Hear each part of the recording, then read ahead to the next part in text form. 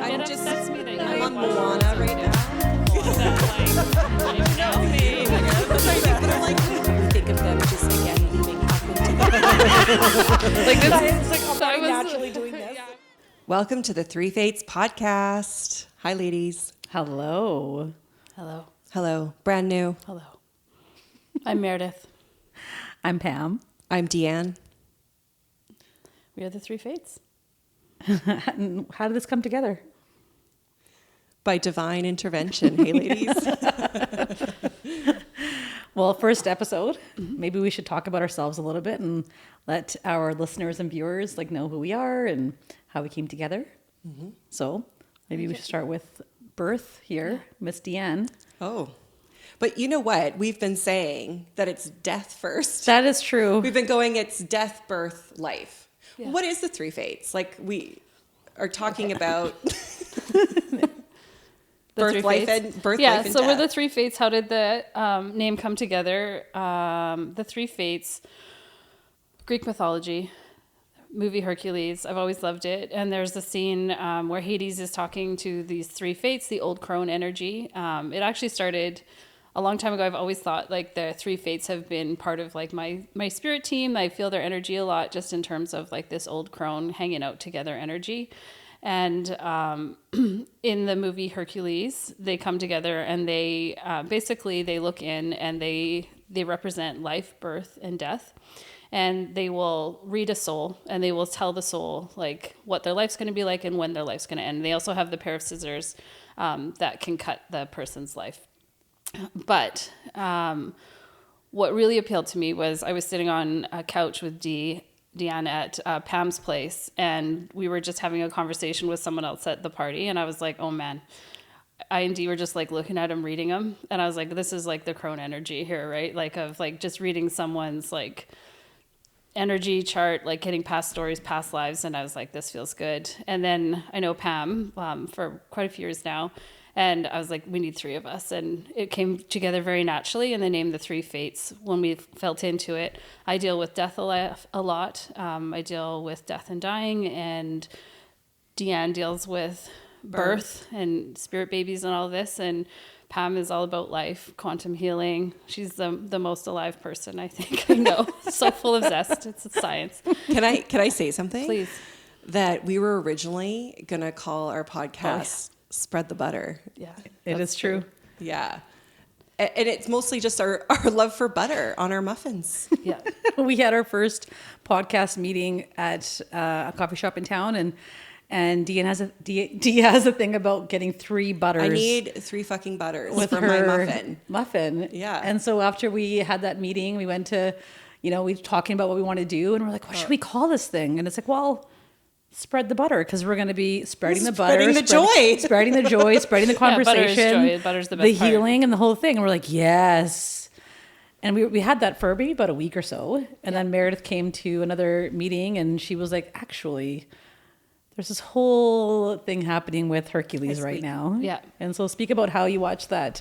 Oh yeah, part of my this is a spiritual hot tip for you guys is to watch Disney movies. Yeah. I get a lot of downloads watching Disney movies. They are all, I think, because they're such iconic myths, really, when you break down all of the stories that they deal with. But I was told to watch Hercules. I've been watching them in order of these random things where I'll just go into Disney and I'll be like, okay, it's time to watch Brave or Frozen 2, the most underrated, best I have Disney not watched ever. that yet. I can't believe it. I cannot believe it. It upsets me. I know. It upsets me that you I'm haven't on watched Moana Frozen right 2. now. Moana, yeah, classic. Classic Moana. It'll be Over and like a over. research project when I watch that tonight and really sink into the next episode of Frozen. Life, everything. Life. Apparently Soul.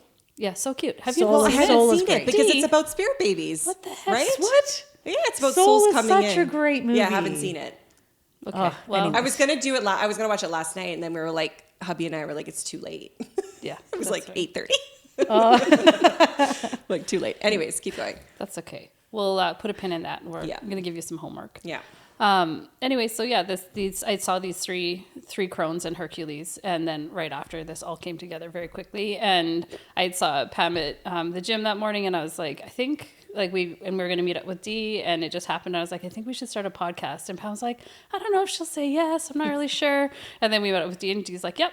It was like the easiest yes ever. I can have lone wolf energy. Yeah. A lot of the times and that just, means that I kind of just do projects and things on my own.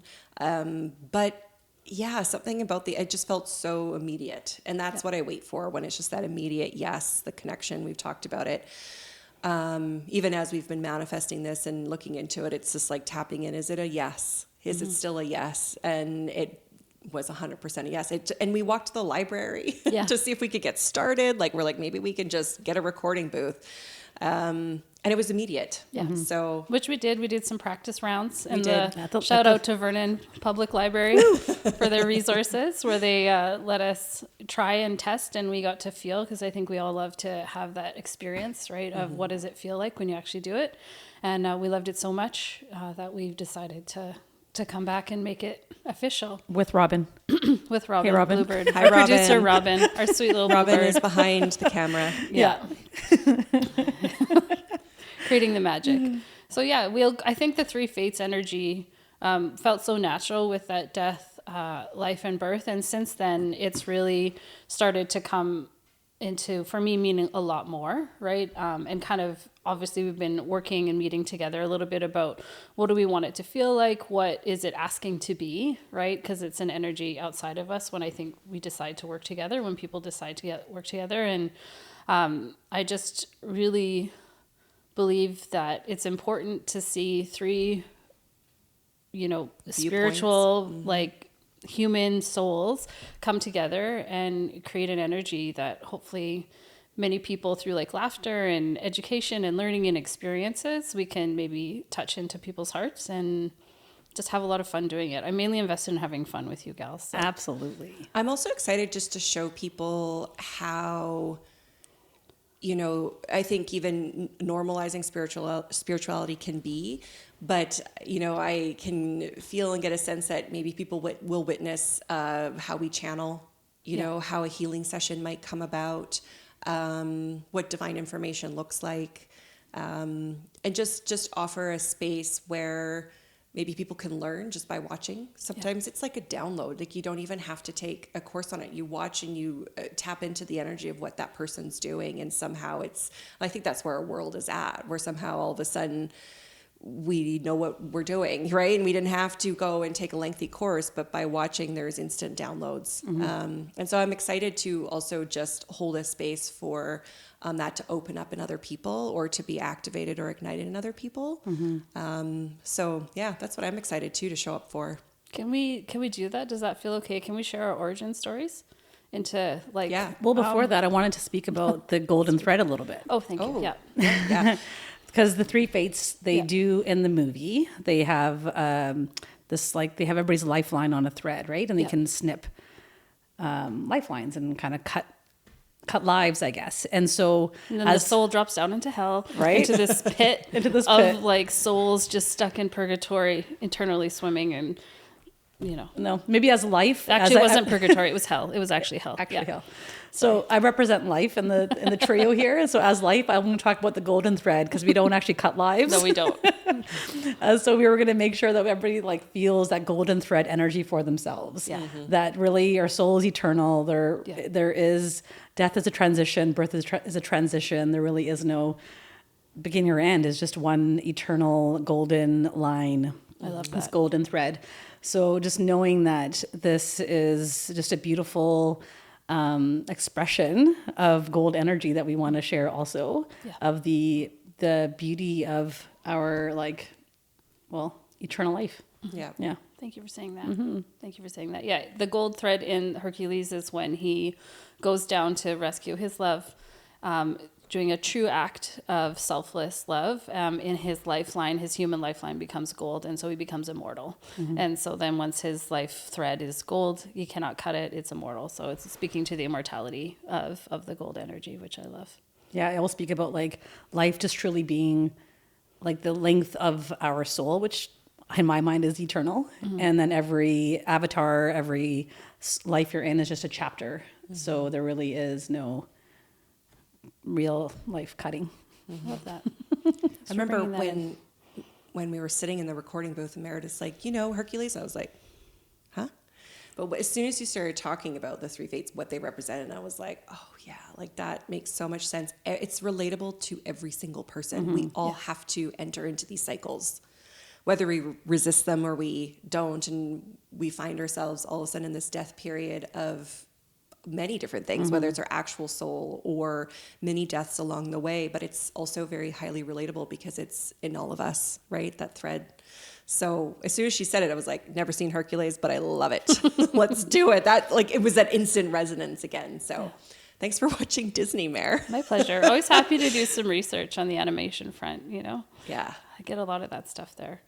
And I think that as we felt into it more, realizing and maybe agreeing to take on the energies of birth, life, and death, feeling deeper into, like, I viewed them almost as these altars or their own energies in themselves that deserve some time, you know, and deserve some witnessing and deserve some space, because they aren't just once in our lifetime. Maybe we might have like those definitive events as human beings, as we were like born, we live, and then we die. And that can be like a base understanding of what happens. But those three energies are with you all the time. And what Pam was talking, like outside of this life, but even within this like human life, you're going to go through periods of birth, life, and death. From the moment you start to the moment you finish, you're always in one of those cycles. And so agreeing to hold the energies of all three of those feels important. It feels like special. And there's something really sacred about it for me to deep dive into what that looks like. Again, not necessarily in a super like bells and whistles kind of way, but just like every single day, you know? Well, literally, you wake up in the morning. Yeah. You got to birth yourself out of your sleep. Yeah. You live your day. Yeah. And then you put your soul to rest for nighttime. We do it every day. Yeah. That's how I see that too with like the birth and death part. I don't see it as like just like the birth and death into this lifetime and then out of this lifetime. It's like, yeah, it's every day. It's every moment. I've had like countless deaths in this lifetime and countless births in this lifetime. And that's what they talk about. Like the true definition of ascension is dying without dying out of this physical form. And so that we can keep ascending, we can keep increasing our vibration while we're letting something go in that death cycle, and then letting something new emerge through that birth cycle. And all of a sudden then life becomes, and then in life, we're more vibrant, we're more joyful. We've got more zest, as you like to say. Teach me your ways. The Teach zest, me your ways. right? The only zest I have is lemon. Meredith is also a great cook. You should see her fridge. I like the charcuterie she prepared for us today. Yeah, it's great. Snack Some time. snacks. All I think Gotta is have some snacks. snacks. Anyway, and that So- the three fates. Here we are. Yeah, Sitting I know. here. And it was natural, I think, for each of us to find sort of where in this three that we can hold more specifically. Yeah. I can go first, Please starting do. with, I'll just do it, birth. I still see it as a first, even though it's not. But I think logically people might see it as first. But birth, it's a huge decision to, let's just go grand, birth ourselves onto this earth, to call in all the deep contracts, to live a human experience, have an incarnation here in this particular density and ascension place. So the reason why it felt safe for me to choose this is because I naturally do work with a lot of clients in my everyday life who are calling in their spirit babies. And spirit babies are the souls of your unborn children waiting to incarnate. So working and seeing that incarnation realm almost every day, I have such a love to support that bridge, to make sure those souls feel ready, to make sure that they're vibrationally feeling prepared to enter into the contracts that they're set up for, and making sure that their imprinting is possibly maybe in the best place to begin with. It's just like a mother who's preparing her body physically to carry a healthy pregnancy. Vibrationally, we have to do the same to make sure that the imprinting of that embryo, to make sure the imprinting of what that soul is going to take on and begin with is set up for the best start possible here on earth. So it's honoring the callback of the souls coming in, and I just love supporting that realm so much. So easily. I fell into the birth role here to hold everybody. And new beginnings, when we go beyond just incarnating onto this earth, new beginnings have always been joyful for me. I can have resistance, sure, can have fear when I'm in a death, cycle, something's dying off and I'm going to be birthing something new. Just like this podcast, just like this era of Aquarius coming in. There's a lot that, I have to let go, but I think, working in spirit baby energy and incarnation energy and new energy has really prepared even me as a soul to honor the birth a lot more. It's and I'm also just hearing my guides tell me that perhaps I needed to work on that in this life. So they gave me also the fortitude to work with spirit babies so that I could learn to birth myself more in this life. That's beautiful. Yeah, guides were just like shunk. So when I get a message, it comes into like my right ear, and I'm like, oh, that's not me anymore talking. I'm like talking all my human stuff, well, the knowing of what I have, and then spirit just comes right into my right ear, and they're like, and Deanne, you specifically need to learn how to birth yourself more. And so this life and learning that realm and finding safety in that realm and trust in that realm has been really important for me. How did you know that you wanted to work with birth? Like spirit baby, I never even didn't. heard of spirit babies Yeah. before I met you. I was like, what are you talking about? I Who know. are you? What do Me you do? too. Like, how did you walk the into book. that? Yeah. It was the book. It was the well, book. So What book? prior to that, though, I should say I connected with my firstborn. So I have two kids, two daughters here Earthside. And I first connected with my daughter about 4 to 5 years before I conceived her. So I was just doing a joint meditation with my now husband, we were only dating like 9 months at that time. So it was like, and then all of a Spiritual sudden, dating, just a we're classic just, joint I was meditation. like, yeah, I'm like, we'll just meditate together, like no big deal. And then I like start crying, and he's looking at me like, whoa, like what happened? And I'm like, I don't know. There's a spirit here, right? And I'm like newer. Like this was like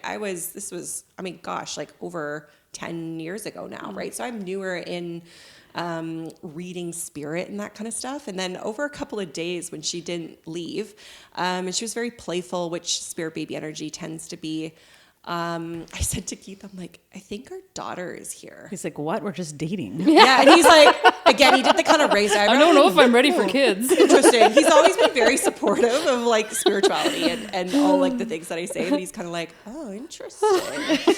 Yeah. Do I run? Well, that's okay. What do I do? This gal's different. And so like I just, naturally just kind of observed her and, I was like, this is interesting to me. And then when I started to actually get my education in body talk and Reiki and doing a little bit more of like my certifications, Spirit baby energy just kept coming in, and I had met a good friend at the time who was experiencing a very long time of delayed conception, and I was like telling her all about our babies. Like, I don't know why. They just like, I'm like, they're in your house and they're doing this. And she's like, oh, it was just really fascinating to not know what I was doing, but to have so much truth in it. And I love studying that way when you just intuitively tap in, but you don't know the actual facts yet. And it was actually her that gave me the book. And she's a researcher by nature, all the things. And so one day she's like, Dee, this is exactly what you're doing. And it was Walter McKechen, Spirit Babies, How to Communicate with the Child You're Meant to Have. Oh, wow. And I started reading it, and I was like, holy shit, this is what I'm doing without knowing that I was doing it. And then the more I accepted that, like I just would be doing other sessions, body talk sessions in my practice, and Spirit Babies would come in. So I didn't necessarily choose it.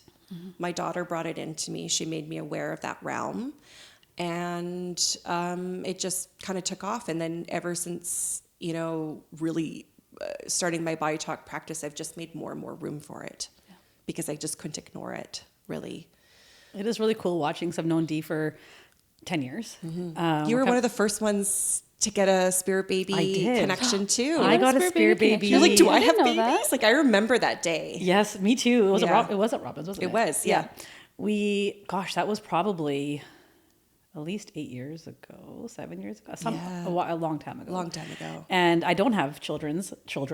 I don't have children Earthside, but I do have spirit babies for sure. So I was really like super keen and excited to hear her coming into this, and then receiving that session of like, and feeling into the spirits that were, you know, informed for spirit babies for myself, and feeling that energy and her channeling through what they were saying and the presence coming really, like really near. I just bawled and bawled and bawled because it was so true and so potent, and just feeling like, regardless if they were like earth side or not, they're still my family. They're still, you know, my children or my spirit guides. And so having that connection like deepen, and like, so I have been connected to them since it's been years and years and years. And again, they haven't come into incarnation yet, but it doesn't mean I'm not like really in that motherling energy with them. So it's pretty cool.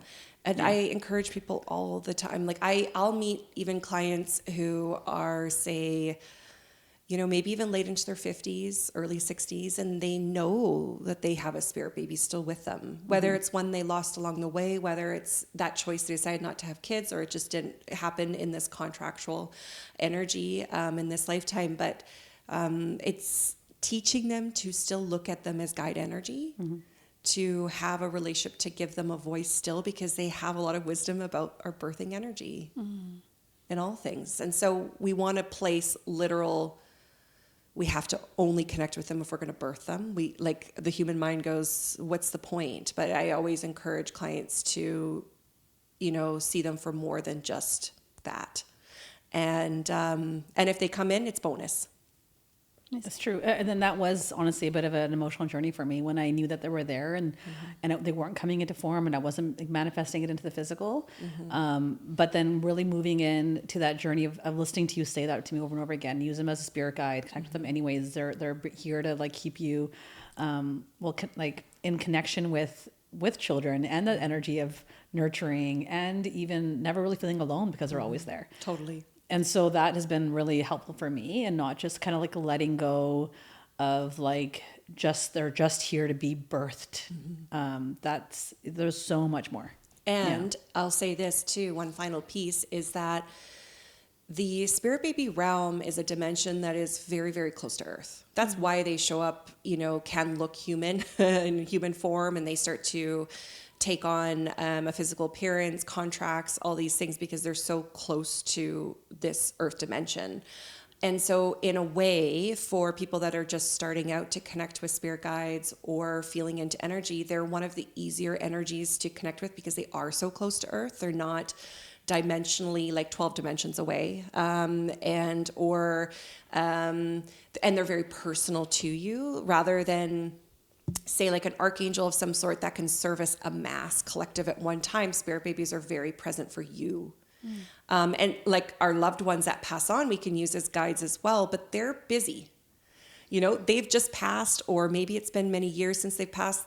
They've got shit to do. Like, they're excited, they're free. Whereas incarnation realm, they're very, I've been through my shit to do, if you will. And they're sitting there a little bit more free to service. And they're ready to service. So in a way, they're more available. I love that. Yeah. That's really profound, because I've got so many clients, and myself too, that tune into like ancestors as spirit guides. But you're so right. When I tune in, like, oh, they're doing like a million things. They're fucking busy. They're everywhere. Yeah. So, like, and they would love to service and help you, but it'll be more of like a felt energy. Whereas the spirit babies are literally, they're sneaky too. Like, they're cheeky, right? They'll literally come into your house and help you. Like, that sounds creepy, but they really do want to come into your inner realm and really service you and help you and heal, and all those things. So love on your ancestral energy and call on that information, but also let them do what they need to do. Give them grace for that bungee cord of the afterlife, and look at that incarnation realm. Love it. There she is. Birth. All right. Life. Boom. How do we live? Tell me what I should do, Just right Pam. here. Just tell you all the secrets about life. I've mastered it. No, not at all. Pretty close though. You do well. You do well. If your spirit guides are telling you that, you're in the birth energy because you're learning about how to birth for yourself, I'm most likely it's the same situation over here. I'm learning how to really live. That's why I'm in this role. I think I've been in the realms of between lives a lot. like as I just tune in, like I think I spend a lot of time like not in form in between like, you know, the guide realms of like ancestor guide and then a long time in between, then maybe spirit baby guide, and then oh sure I'll pop in. I'm just hearing that right now, so I didn't even know. Thank you. So I think I am really learning how to just be human and to live and to feel through emotions. And that's like something that I just find so beautiful. And I think more and more, like I'm learning more and more about just the presence of like the now and like being so deeply present in the now, not like thinking too much about yesterday or tomorrow. And for me, like life really is about what is this moment going to juice for you? What's the alchemy right here in front of you, and not getting too caught up in like what's coming or what has happened. And that's really how I even, that's why I love doing body talk also. So Dee and I met in body talk training 10 years ago, and what that type of, you know, quantum medicine, body talk, all that kind of taught me in session work with clients is that you have to be super present in the now to actually read through what's happening in a body and what's the priority in the moment. And that slowly started to coach me and educate me on like that need of like, I think I had a lot of anxiety. And I think I had a lot of anxiety growing up and all these different things of worry and all those kind of conditioning. And the more I like spent just kind of in the moment of what living actually is like right now, I started to find that like background of bliss doesn't matter what was happening. So it's like to be human is to feel all the emotions, every single one, none of them are wrong. But it's like, I always kind of want to say like, are you going to feel them with the background of fear? Or are you going to feel them with the background of bliss? So if you were to imagine your life as a painting, and so you have a canvas, and so are you going to have the frequency of your canvas that you put your paint on? Is it going to be fear-based? Are you going to be running through everything, kind of running away, or only trying to chase the happiness and the joy? Or are you going to just surrender into the fact that life is about all of it, and that your canvas is built on, I'll even say bliss. I won't even say joy, because that is even then an emotional realm, but it's something that's high vibrational, where you're feeling gratitude for everything that's coming through, for every experience and emotion.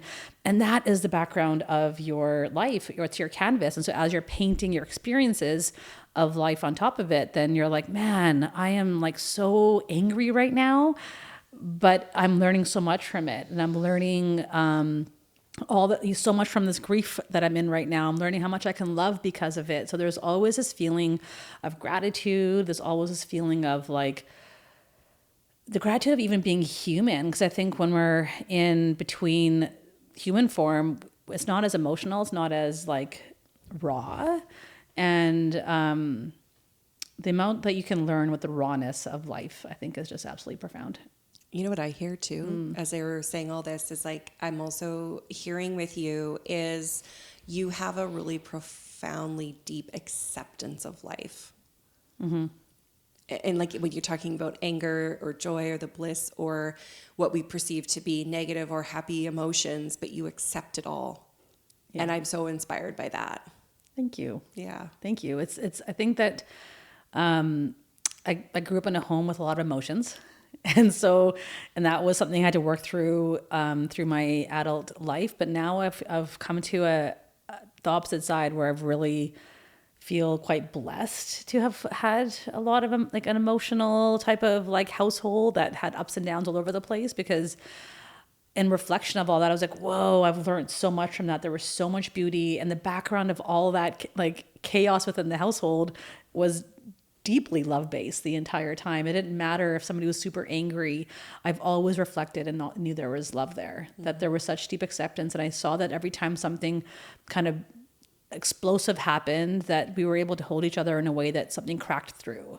And there was always this like beautiful sense of like healing that happened. So I think that I've got such a respect for hard emotions, because I feel like that's the part of like life that when we struggle, then we grow. Like you can't have, I mean, that's my belief system, but I feel like in my life anyways, a lot of the parts that are a little more pressurized or a little bit more like sticky with emotions, that's where I can actually like put pressure on and crack open. And some of the other times are a little bit more free and like, fun loving, obviously fantastic and great, but they're not as like, they don't not enough friction for me to kind of grow from. Yeah. So I love the friction. I really embraced it. Yeah. Yeah. That's your deep acceptance. That's your life. Well, it's funny because even with human design, if you know human design, and I study that like deeply because I love it. So my human design, I only have one channel that's actually active in my system, and it actually is the channel of struggle. That's the only channel I have. That's definitely Welcome a to t-shirt. Earth, Pam. Yeah, like I like the Definitely a only like I t-shirt. picked it. It's like basically my root chakra, my spleen is defined, which means I like stress. I thrive. thrive on like instinct kind of feeling, and like the only bridge I have is like the bridge of struggle, and I'm like, yes, I'm here for it. But so it could have gone a different way if you didn't accept it though. Yes. Right? Yeah. Like if you didn't embrace this, like then it would be a fucking struggle all the time. Well, I think that what struggle, like I think, Well, that's what I mean. right? Yeah. And so like you can struggle, and then struggling is going to happen. That's part of life. But are you going to suffer through it? Like suffering is the thing that you choose, not struggling is, I think, is a beautiful thing. Yeah. Yeah. So that's, I love you, life. thanks. Thanks, Birth. Thanks, life. And then we got Death over here. Yep. Yeah. Well, Show me death. I was kind of feeling into like why my death. It seemed obviously it was the obvious choice, but then I kind of was thinking, why is it obvious? And so also we didn't ask like, how did you know you were spiritual? Oh, how did I know I was spiritual? When I reflect back just in life, I can like hindsight see it. Like Sure. throughout childhood and whatnot.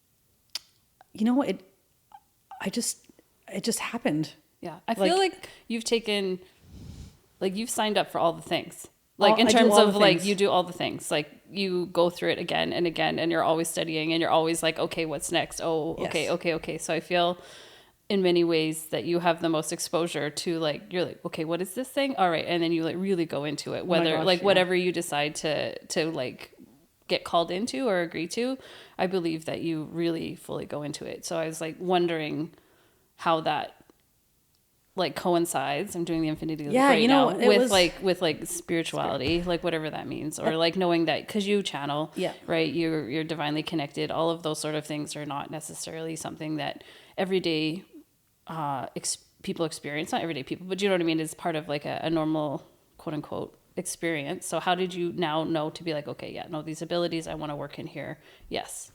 So when growing up in an emotional home, I always found that I had the role of like the person that I just kind of knew how to like settle everything. Yeah. So just as a kid, I just started to feel it. Oh, I'm the person that comes in and even though I was like the middle child, I came in to like kind of create a little bit of calm, and I was able to like get away with things that I couldn't see anybody else do to kind of create a shift in the environment. But it was very natural.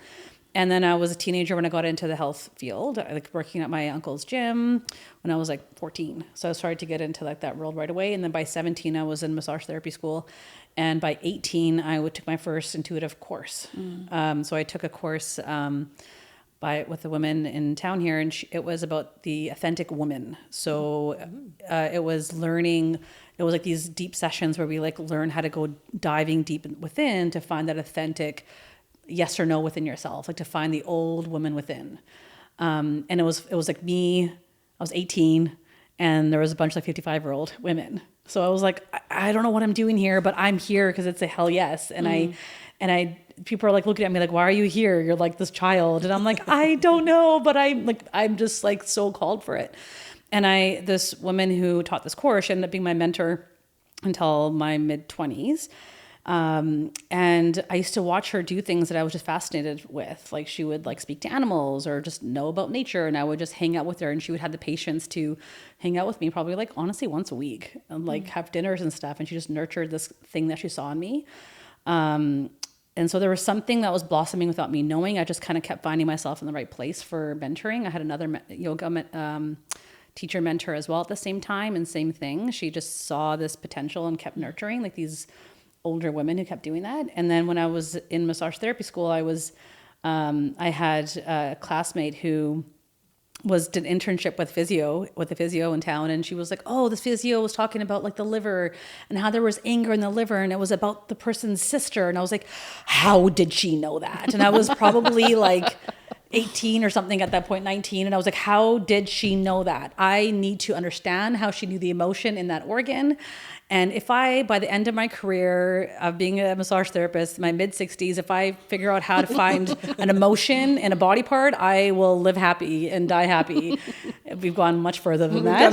much further. You've exceeded your life expectations. I have. I truly have. And so while I was in body work, I was trying always to find the energetic modality that was going to give me that. And I didn't know what it was until Body Talk came into my life when I was about 30. So it was already about 13 years into being some sort of practitioner before I found Body Talk. And that's already been now 10 years. It's amazing. Yeah. I love that. Yeah. Thank you. You're welcome. Sometimes I feel I'm always on time, but I don't have the long history with modalities, with like formal like spirituality type stuff. So I'm always fascinated to hear people's experience and story of how they came into the communities they have, or the gifts that they have, or their abilities. So for death, for me, just reflecting on it, death has been something that has been in my life as a companion for a very, very long time. I had a father who was diagnosed with cancer 7 times, and the first time I was 13. And that introduces the idea of death very young. And so I feel that it was a constant companion.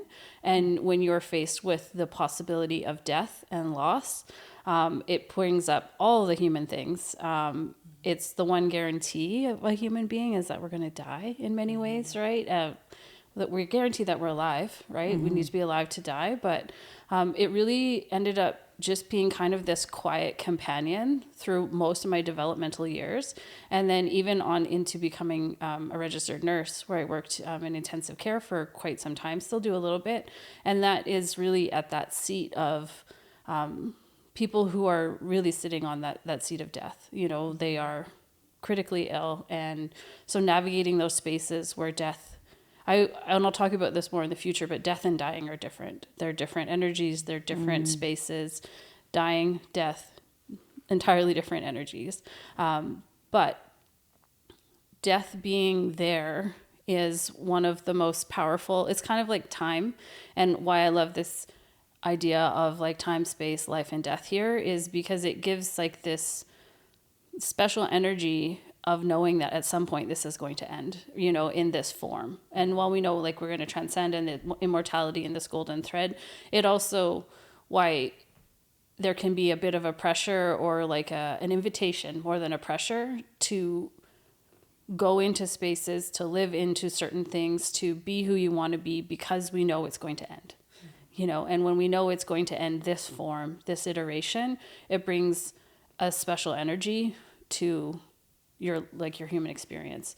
And I mean, after my dad passed away, who like I held him as he passed, and that was one of like those definitive moments. After that, I started to change how I was doing things, a lot of self-belief work, a lot of like, okay, like my voices in my head have just been way too mean to myself. I got to start doing something different. And so it started to just starting to take care of myself a little bit. And then I did a basic meditation with a friend one time, because I came back 6 months after he passed away to the farm here in Vernon. And I went to a certain part on the farm, and like my hairs were standing up on my neck, and I felt super weird. And I was like, why do I feel so weird in this spot? Right? What is it about a certain spot that makes you feel a certain way? Right? And I had asked a friend who's intuitive about it, and she was like, I don't know, why don't you just do like a basic meditation? Like, here, do this thing. We were just sitting in my apartment in Edmonton at the time. And she's like, just picture roots off your feet and like this purple light coming off your shoulders. And I was like, okay. It was the craziest thing. I remember That was like your first time, right? My first time. Yeah, my before first that it time, was really... Did you see any spirits and stuff when you were a kid?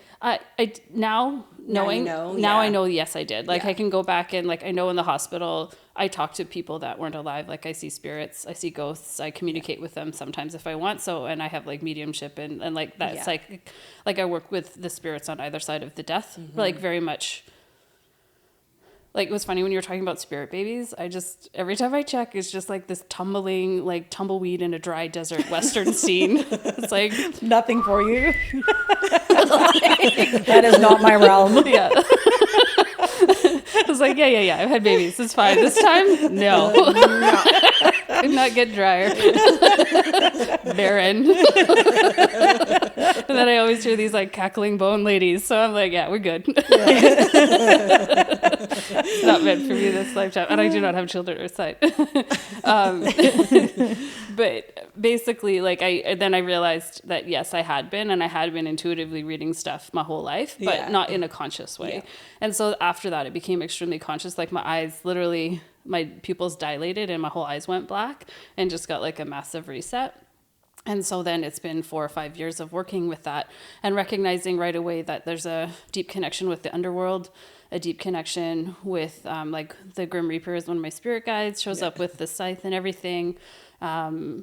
And that most of my personal development has been working with death of self, right? Like learning how to let go of versions of who I am, learning how to let go of beliefs, take them through that death cycle, and learning also how to help people in their own letting go, their own death cycles around that is kind of one of the things of why it's death. But on the other, like where I won't say my true heart, but I'm land intuitive. So I read land. Land is sentient to me. It speaks to me. The trees speak to me. Rocks speak to me. I have the stories of earth here.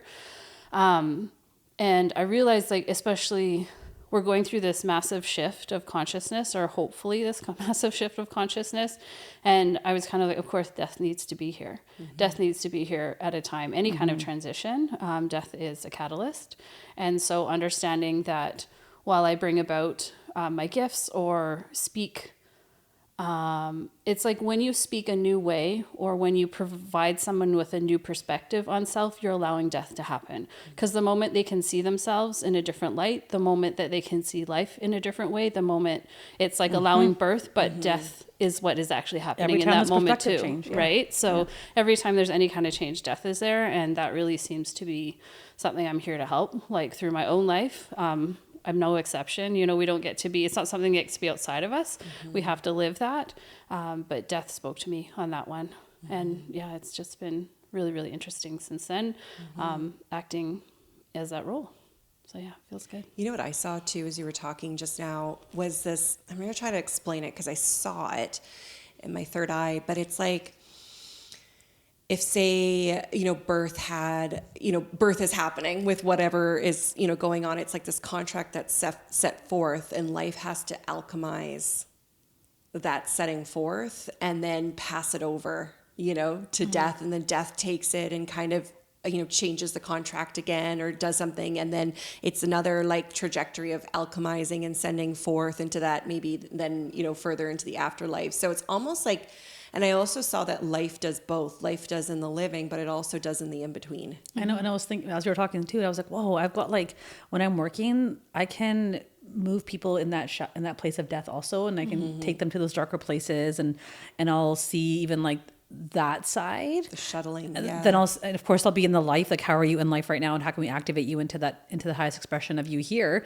and I'll have spirit babies pop in. So I kind of like, just like, just slide up and down this whole it's like a place. relay, right? Yeah. Like here's of course it has to be, right? It's cycles. There's these three powerful cycles. Yeah. Because I feel like you guys both really hold like the niche, the potency of it, where I kind of just like skim. I'm almost like, I'll skim into all the things. It's like the birth and death are like contract changes, but the life makes sure that it's being received from both. That it's the fluid. It's like the hydration.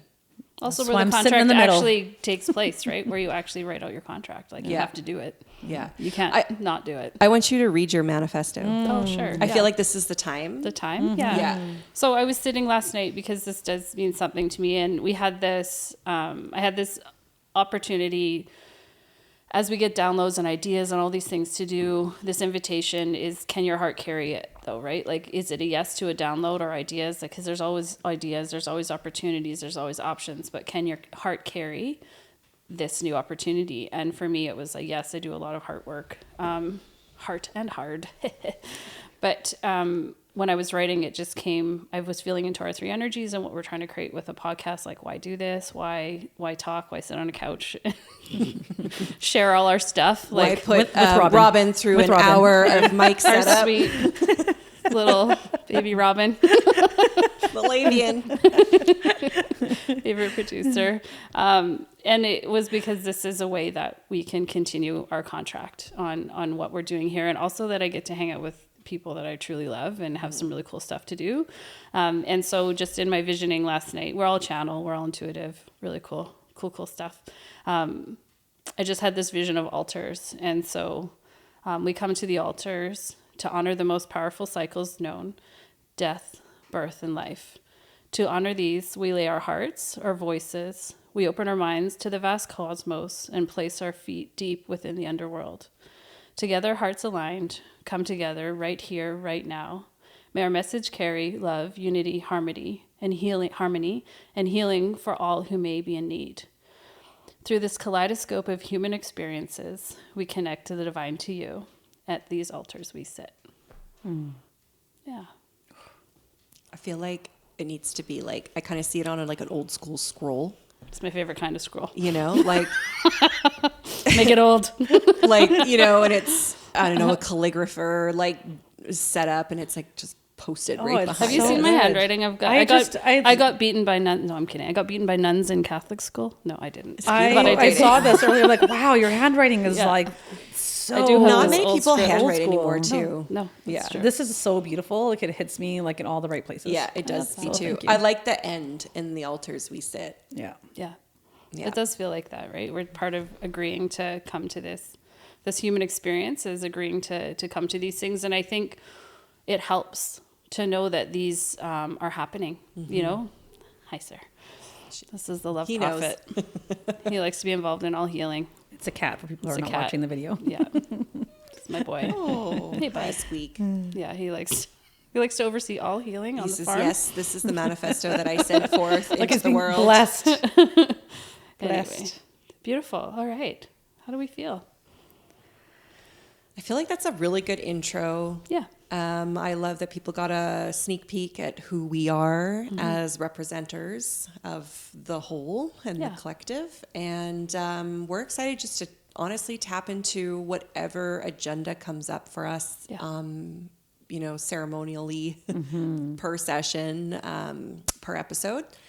And yeah, I'm excited. I'm just What are we excited going to do? hold What are space. some of the things we're going to do? Ooh, I think we're going to do some, you can probably watch us and hear us and see us do some sessions for each other live, which Yeah. is really cool. Because I think, And on Robin in the future. and on Robin, absolutely. Robin didn't know what he signed up for. He doesn't know it yet, but yeah, he's going to be We've got some like- messages for him. Yeah. Well, what's really cool, I think for like practitioners who have been doing this for a long time and have done a lot of work, I think some of our clients don't get to see us in our raw states and us push through some of our places of death, birth, and life and all that. So I think it's gonna be really cool to show people how we work and how there is not an end. You can be doing this for decades and still there's going to be times where like, holy moly, I'm stuck and I need some help, and here we are. So that's gonna be a really fun part. Yeah.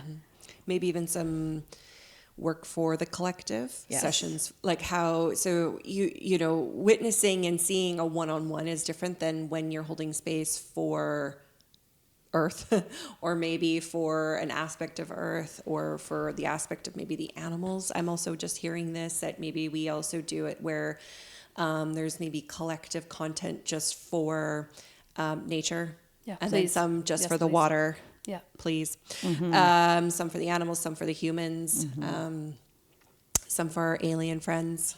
I love a good alien friend. So Our birds.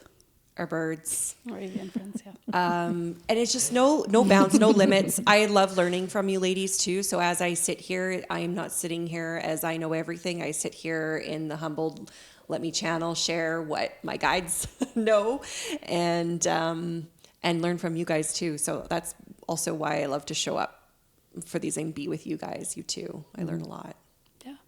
We were probably working through a lot of even like different concepts, kind of like breaking them down for people to hear also. I think this can be a Some really great learning. place to learn Yeah. about what's happening in the, you know, on the planet right now, what's happening in consciousness, and even basic things that people may not know about. Yeah. Yeah. Breaking down the myth that it's alone, right? I think Yeah. sometimes a lot of spiritual experiences, you can feel a lot of human things, shame, doubt, guilt, wonder, like, Dee can do that. I can't do that. What does that mean about me? Nothing, right? It Yeah. means that you can do something else. So just offering those options to people, I think, is really kind of cool, because we all operate very differently, same but different, and maybe some guests in to share their wisdom as well, and just rocking it. And I think that a lot of the undercurrent of the episodes energetically is going to have like an energy of remembrance for people who are listening. So as they're listening and hearing our stories and sharing for themselves, feeling an uprising of like, oh, that feels familiar to me. I don't know why. I've got no experience in this lifetime for that topic, but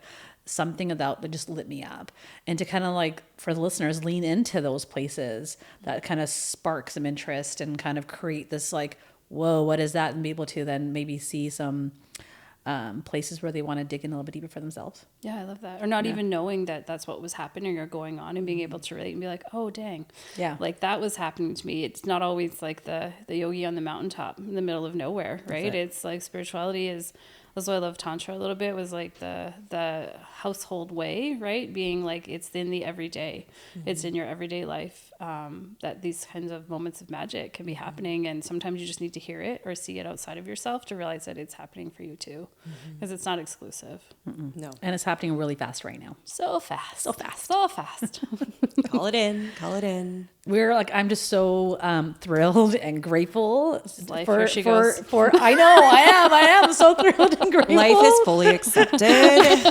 Just like so pumped because I can just feel like the energy of the people listening, and I'm like, whoa, there's gonna be like so many ripple effects of like healing and activations, and I'm just like, I love watching people come into like their gifts and talents and their remembering. I just like, it jazzes me up so much. I'm loving that word today. It's jazzing me up. And like, I can't wait. Honestly, I'm like thinking of the future. I can't wait for like the comments to come through. I'm like, oh, this helped me break through this piece, or that comment there, or that episode really allowed me to realize that I channel too, or like all these different things that we get to like feel into in the future. I love that. As life happens. Imagine there's no comments. How awkward. Please, you guys. Maybe in the beginning, like we're brand fucking new. So I mean, like we're all manifestors, right? So we're like, wow, look at the 10K like comments, but really it's like trickling one, and it's probably going to be a friend that we Shout know. out to my friends. Shout out to my roommate. Thanks so but Robin, like, thanks, Robin, for being Robin, here. if you don't comment, I mean, you're fired. No. Yes. Asking all the questions. but if you do want to reach out more, we are on Instagram. 3 Fates Podcast.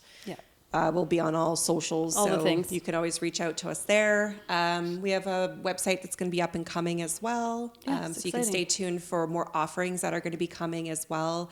If you want to connect to individually, all three of us, like separately, we all have our different handles too. Instagram, I'm Collective Healing _Spirit Babies. I am Wild and Wise Pam. And I'm the Marigold Way. So we'll have it all tagged in the notes. Yeah. Awesome, ladies. It's been a slice. Until next time. Spread the butter. Spread that golden butter. That golden butter, girl. Have a beautiful day. Thanks for listening.